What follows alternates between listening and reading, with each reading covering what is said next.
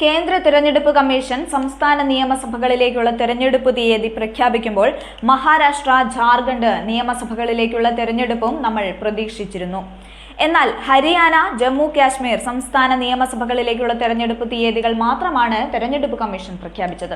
2019 ഹരിയാന, മഹാരാഷ്ട്ര തെരഞ്ഞെടുപ്പുകൾ കമ്മീഷൻ ഒരുമിച്ചാണ് പ്രഖ്യാപിച്ചത്. 2019 ഒരു സംസ്ഥാനങ്ങളിലേക്കും തെരഞ്ഞെടുപ്പ് നോട്ടിഫിക്കേഷൻ സെപ്റ്റംബർ 27-നായിരുന്നു പുറത്തുവന്നത്. 2019 ഒക്ടോബർ 21-നായിരുന്നു മഹാരാഷ്ട്രയിലും ഹരിയാനയിലും തെരഞ്ഞെടുപ്പ്. ഒക്ടോബർ 24-നായിരുന്നു രണ്ട് സംസ്ഥാനങ്ങളിലെയും വോട്ടെണ്ണൽ. 2009 മുതൽ ഹരിയാനയിലും മഹാരാഷ്ട്രയിലും തെരഞ്ഞെടുപ്പ് നടക്കുന്നത് ഒരുമിച്ചാണ്. എന്നാൽ ഇത്തവണ പതിവിൽ നിന്ന് വിരുദ്ധമായി ഹരിയാനയിൽ തെരഞ്ഞെടുപ്പ് നേരത്തെ പ്രഖ്യാപിക്കപ്പെട്ടിരിക്കുകയാണ്. ഹരിയാന തെരഞ്ഞെടുപ്പിനോടൊപ്പം മഹാരാഷ്ട്രയിൽ തെരഞ്ഞെടുപ്പ് പ്രഖ്യാപിക്കാത്തതിന് പിന്നിൽ വ്യക്തമായ താൽപര്യങ്ങളുണ്ടെന്ന നിലപാടിലാണ് മഹാരാഷ്ട്രയിലെ പ്രതിപക്ഷ സഖ്യമായ മഹാവികാസ് അഘാഡി. തെരഞ്ഞെടുപ്പിന് മുന്നോടിയായി മഹായുതി സർക്കാരിന് ഫ്രീ ബീസ് പ്രഖ്യാപിക്കാൻ അവസരമൊരുക്കാനാണ് ഈ നീക്കമെന്ന ആരോപണമാണ് പ്രതിപക്ഷമായ മഹാവികാസ് അഘാഡി സഖ്യം ഉയർത്തുന്നത്. നേരത്തെ ലോക്സഭാ ഇലക്ഷനിൽ അപ്രതീക്ഷിത വിജയമാണ് മഹാവികാസ് അഘാഡി നേടിയത്. ആകെയുള്ള 48 സീറ്റുകളിൽ 30 എണ്ണത്തിലും MVA വിജയിച്ചു.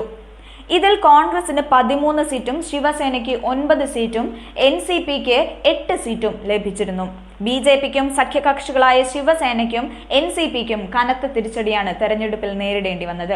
നിലവിലെ രാഷ്ട്രീയ സാഹചര്യത്തിൽ തെരഞ്ഞെടുപ്പ് നടത്തിയാൽ മഹായുതിക്ക് നിലനിൽക്കാനാവില്ലെന്ന് തിരിച്ചറിഞ്ഞതിനാലാണ് തെരഞ്ഞെടുപ്പ് നീക്കിവെക്കുന്നതെന്നാണ് പ്രതിപക്ഷത്തിന്റെ വാദം.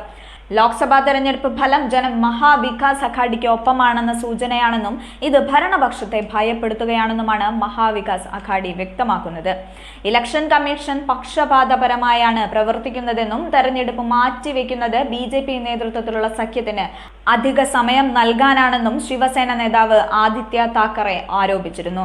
ഇലക്ഷൻ പ്രഖ്യാപിക്കാൻ വൈകിയാൽ മഹായുതിക്ക് ജനങ്ങളെ കയ്യിലെടുക്കാനായി പുതിയ പദ്ധതികളും സൗജന്യങ്ങളും ഇലക്ഷനോടനുബന്ധിച്ച് നടപ്പിലാക്കാൻ ഈ സമയം ജനങ്ങൾ ഉപയോഗിക്കുമെന്നാണ് ആക്ഷേപം. മുൻപ് മഹായുതി നേതാവ് രവി റാണ നടത്തിയ ഒരു പ്രസ്താവനയും ഇപ്പോൾ വിവാദമാകുന്നുണ്ട്. ലഡ്കി ബഹൻ യോജന എന്ന പദ്ധതി വഴി നൽകുന്ന പണം വോട്ട് ചെയ്തില്ലെങ്കിൽ തിരികെ വാങ്ങുമെന്നായിരുന്നു പ്രസ്താവന. ഈ നിലവിൽ ഭരണമുന്നണി അഭിമുഖീകരിക്കുന്ന പ്രതിസന്ധികളെല്ലാം പരിഹരിക്കാനുള്ള സമയം നൽകാൻ തെരഞ്ഞെടുപ്പ് കമ്മീഷൻ ഒത്താശ ചെയ്യുകയാണെന്നാണ് മഹാവികാസ് അഘാഡിയുടെ പക്ഷം. ജമ്മു കാശ്മീർ തെരഞ്ഞെടുപ്പും മഹാരാഷ്ട്ര ഇലക്ഷൻ നീട്ടിവെക്കാൻ മറ്റൊരു കാരണമായി തെരഞ്ഞെടുപ്പ് കമ്മീഷൻ പറഞ്ഞിരുന്നു. എന്നാൽ ഇതിനെയും മഹാവികാസ് അഘാഡി നേതാക്കൾ വിമർശിച്ചിരുന്നു. ജമ്മു കാശ്മീരിൽ എന്തു മാറ്റങ്ങളാണ് ഉണ്ടായതെന്നും ഭീകരാക്രമണങ്ങൾ വർദ്ധിച്ചു വരികയാണെന്നുമായിരുന്നു മുൻ മുഖ്യമന്ത്രി ഉദ്ധവ് താക്കറെയുടെ മകനും ശിവസേന ആദിത്യ താക്കറെ വിമർശനമുയർത്തിയിരുന്നത്. മഹാരാഷ്ട്രയിൽ മാത്രമാണോ മഴയെന്നും മറ്റു സംസ്ഥാനങ്ങളിൽ ഇല്ലേ എന്നും ഒരു കാലത്ത് പ്രസിദ്ധമായ ഒരു സ്ഥാപനം എന്തൊരു നാണക്കേടായി മാറുകയാണെന്നും ആദിത്യ പരിഹസിച്ചിരുന്നു. മാറാത്ത സംവരണം നടപ്പിലാക്കിയതിനെ തുടർന്നുള്ള പ്രതിസന്ധിയും ഭരണപക്ഷ സഖ്യത്തെ ഉലയ്ക്കുന്നുണ്ട്. മഹായുതി സഖ്യത്തിനുള്ള വിള്ളലുകളും ഭരണപക്ഷത്തിന് വെല്ലുവിളിയാണ്. നിലവിലെ പ്രതിസന്ധികൾ പരിഹരിക്കാനായി സംയുക്ത മഹായുതി റാലിക്ക് ഒരുങ്ങുകയാണ് സഖ്യം. RSSുമായുള്ള ബന്ധം മെച്ചപ്പെടുത്താനുള്ള BJP നീക്കവും തെരഞ്ഞെടുപ്പിന്റെ മുന്നൊരുക്കമായി തന്നെ വായിക്കണം. RSS നേതാക്കളുമായി നാഗ്പൂരിലെ ആസ്ഥാനത്ത് ഫട്നാവിസ് ഇതിനോടകം 3 കൂടിക്കാഴ്ചകൾ നടത്തിക്കഴിഞ്ഞു. നേരത്തെ ലോക്സഭാ തെരഞ്ഞെടുപ്പിലെ തോൽവിയുടെ പേരിൽ NCP അജിത് പവാർ വിഭാഗത്തെ RSS രൂക്ഷമായി വിമർശിച്ചിരുന്നു. NCP സഖ്യം പരാജയത്തിന് കാരണമായി എന്നായിരുന്നു RSS നിലപാട്. BJPക്കുള്ളിലും NCP സഖ്യത്തിൽ അതൃപ്തിയുണ്ട്. കഴിഞ്ഞ ലോക്സഭാ തെരഞ്ഞെടുപ്പിൽ അജിത് പവാർ വിഭാഗത്തിന്റെ മോശം പ്രകടനവും സഖ്യത്തിനുള്ളിൽ വിള്ളലുകൾ വീഴ്ത്തിയിട്ടുണ്ട്.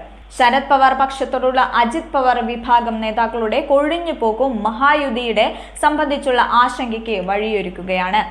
ഉള്ളി കർഷകർ അടക്കം അഭിമുഖീകരിക്കുന്ന ദുരിതങ്ങളും മഹായുതി സഖ്യത്തിന്റെ ലോക്സഭാ തെരഞ്ഞെടുപ്പ് പരാജയത്തിൽ പ്രധാന ഘടകമായിരുന്നു. നിലവിൽ വലിയ ജനപക്ഷ റാലികൾ സംഘടിപ്പിച്ച തെരഞ്ഞെടുപ്പിന് ഒതുങ്ങാനാണ് ഈ സഖ്യത്തിന്റെയും ശ്രമം. ഇത്തരം നീക്കങ്ങൾ സഖ്യബന്ധങ്ങളിൽ കെട്ടുറപ്പുണ്ടാക്കുമെന്നാണ് ഇരു മുന്നണികളും പ്രതീക്ഷിക്കുന്നത്. ജനക്ഷേമ പദ്ധതികളുടെ സ്വാധീനവും മറാത്ത സംവരണം പോലുള്ള പ്രധാന വിഷയങ്ങളും ഉൾപ്പെടെ വിവിധ ഘടകങ്ങൾ തെരഞ്ഞെടുപ്പ് ഫലത്തെ സ്വാധീനിക്കും.